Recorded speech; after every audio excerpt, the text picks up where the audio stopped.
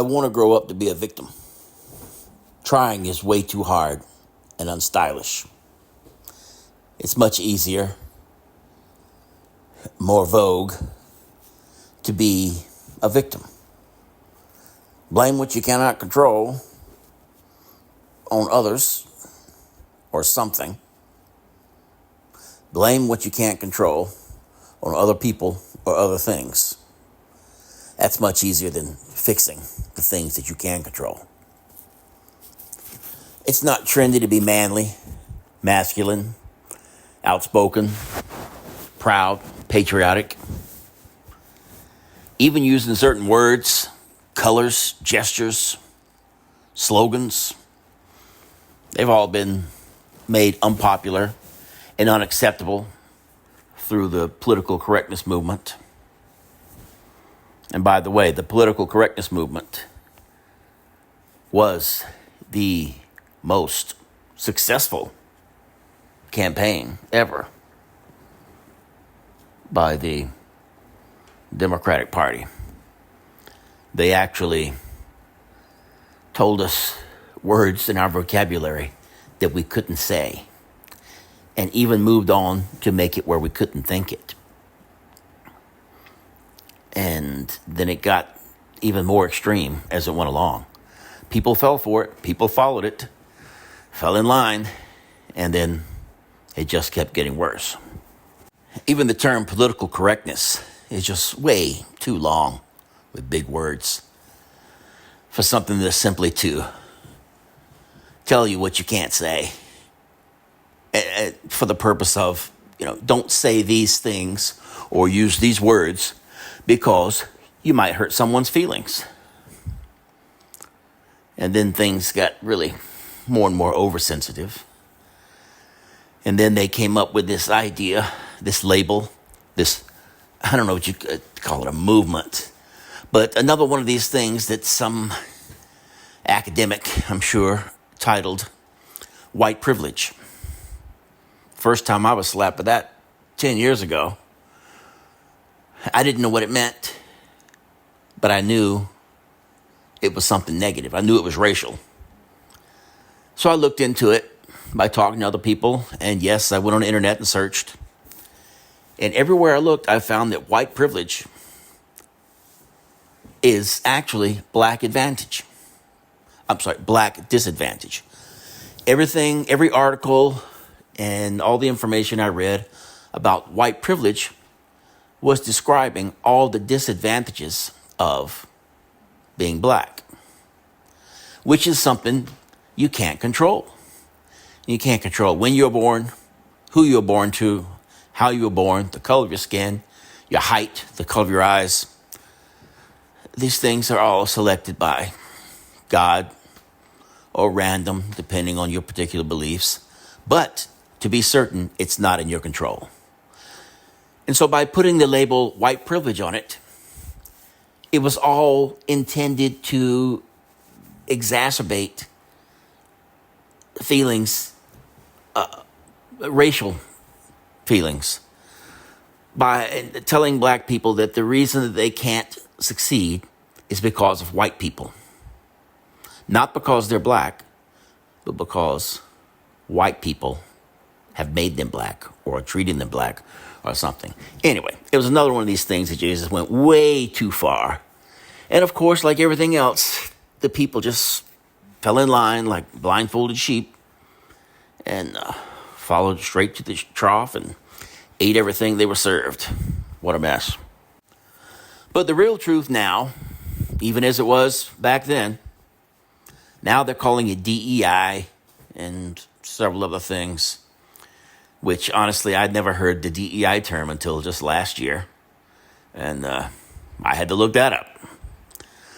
But the truth is, and it's the way it's been all along, is that nobody really wants equality.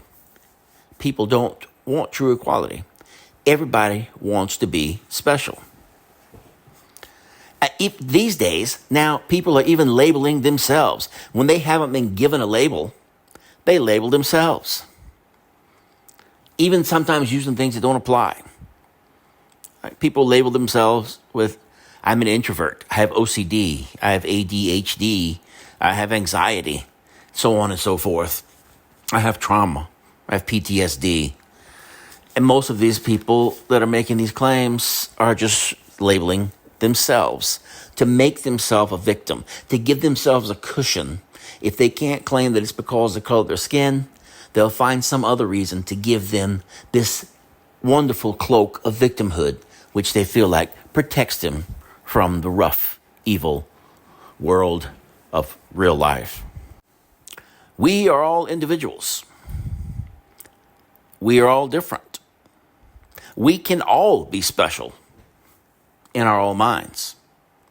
And I believe that we should, each one of us, feel special to ourselves, individually, independently, free from outside influence, acceptance, acknowledgement, or validation. Yep, you should believe that you are special. You should know that you are special, that you are unique, and you should have confidence and be comfortable with yourself. Validation from others, even strangers, is just way too important for us today. Social media, honestly, is a scourge on society, and we've totally adopted our lives around it. It's got us tied up and continually tightening, restricting us like one of these boa constrictors, these massive snakes that wrap around their prey and very slowly coil themselves and then tighten until the prey can no longer breathe and eventually no longer survives. Thanks to the internet and the prevalence of social media, we've all adapted, altered ourselves, divided our attentions, and decimated our ability to conduct actual face-to-face interactions. The majority of our population is now simping to social media. When you look at it, where we are now, it's really hard to believe that we, the modern humankind, actually outlived the Neanderthals. Now, those guys were tough, and their women were rough. Can you imagine a world before clothing, shoes, pedicures, shaving? Yeah. I don't think you'd want to pay the cover charge to go into a dance joint where the exotic dancers are stripping. The strippers are actual Neanderthals. You imagine what they look like? Yes, I'm trying to paint that picture in your mind. Just imagine what it was like to go into the Neanderthal gentlemen's clubs and see Neanderthal women and all their unkempt, unshaved, no makeup, no pedicures, up there on the stage, showing it off, swinging it around, climbing up and down that pole. Yikes. Yeah, mankind has really changed. We've gotten so freaking soft. It's embarrassing to the entire species. That's the main reason that the Bigfoot creatures don't want to have anything at all to do with us. They run and hide. They live in the woods. They live out in the valleys, the mountains, the swamps. They don't want to have anything to do with us. Now, modern mankind, we do have better looking girls. You know, I'd rather them not have so much makeup. But we do have better looking girls. And the shaving and the pedicures make one heck of a positive difference. Modern women are more attractive to me than either the Neanderthal women or the female Bigfoot creatures, to be sure. Well, at least until they start to add on all the tattoos, the horsehair, wigs, the thick coats of makeup, body alterations and adding fake parts. But I'll cut myself off right there and talk about that subject a little bit more on another day. Oink, oink.